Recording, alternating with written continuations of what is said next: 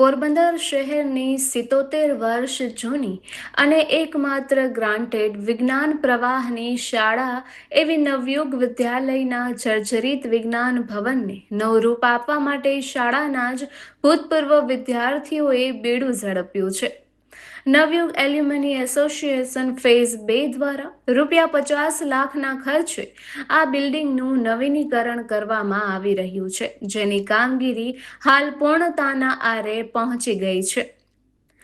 કવિ સ્વ દેવજીભાઈ મોઢા દ્વારા સ્થાપિત અને નવયુગ એજ્યુકેશન સોસાયટી સંચાલિત આ શાળાએ પોરબંદર જિલ્લાને હજારો ડોક્ટર, એન્જિનિયર, આર્કિટેક્ટ્સ અને વૈજ્ઞાનિકો આપ્યા છે. શાળાનું વિજ્ઞાન પ્રવાહનું બિલ્ડિંગ સમય જતાં જર્જરિત થઈ ગયું હતું. આથી અહીંથી અભ્યાસ કરી રહેલા એલ્યુમની એસોસિએશન ફેઝ 2ના સભ્યોએ આ બિલ્ડિંગના રિનોવેશનનો સંકલ્પ કર્યો હતો.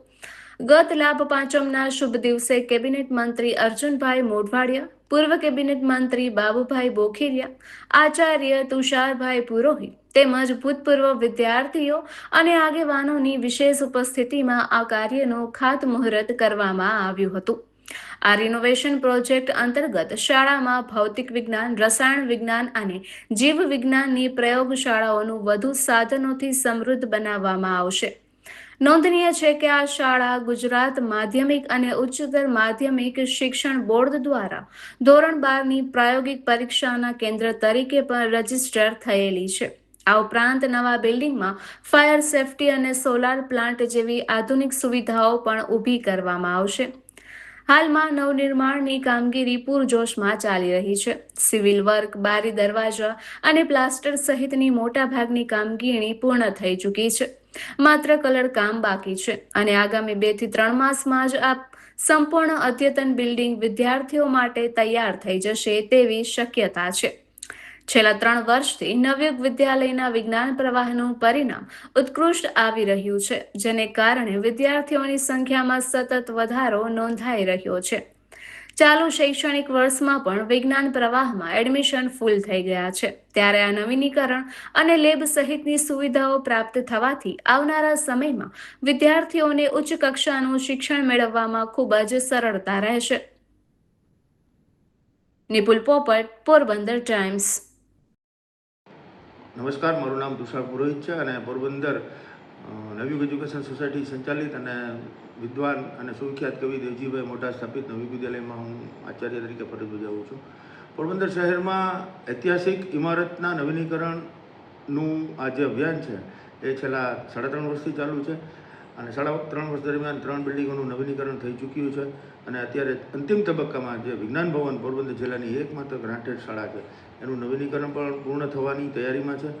આ બિલ્ડિંગને આગામી સમયમાં વિદ્યાર્થીઓની સંખ્યા વધે એ હેતુને ધ્યાનમાં લઈ પ્રયોગશાળાના અદ્યતન બનાવવામાં આવી છે અને totally plaster work, civil work, gardening અને ગ્રાઉન્ડનું લેવલિંગ આ બધું કામ નવું કરવામાં આવ્યું છે.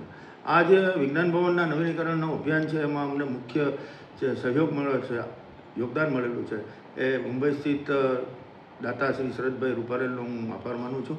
એની સાથે સાથે બીજા પણ એલ્યુમનીએ ડોનેશન આપેલા છે અને આ વિકાસ અભિયાનને સતત એમના માર્ગદર્શન અને પ્રેરણાથી સતત જાગૃત રાખનાર એવા આ શાળાના પૂર્વ વિદ્યાર્થી કેબિનેટ મંત્રી શ્રી અર્જુનભાઈ મોઢવાડિયાએ પણ એમની સહાયથી ટોયલેટ બ્લોકની ગ્રાન્ટ ફાળવી છે. હાલમાં નવયુગ એજ્યુકેશન સોસાયટીના નવનિયુક્ત પ્રમુખ શ્રી લક્ષ્મણભાઈ ઓડેદરા એ પણ શિક્ષણ ક્ષેત્રે ખૂબ જ ઉત્સાહી અભિગમ ધરાવે છે અને ગરીબ અને મધ્યમ વર્ગના બાળકોને સારી કક્ષાનું શિક્ષણ મળે એ વિચારોથી તેઓ આગળ ઉપર મેનેજમેન્ટ સંભાળવાના છે. જ્યારે અમારે જરૂર પડી ત્યારે 16 જેટલા ડમ્પર આદિત્યાણાથી એમને જે રો મટીરિયલ આવે છે ભરતી માટે એ પણ મોકલી આપેલા છે.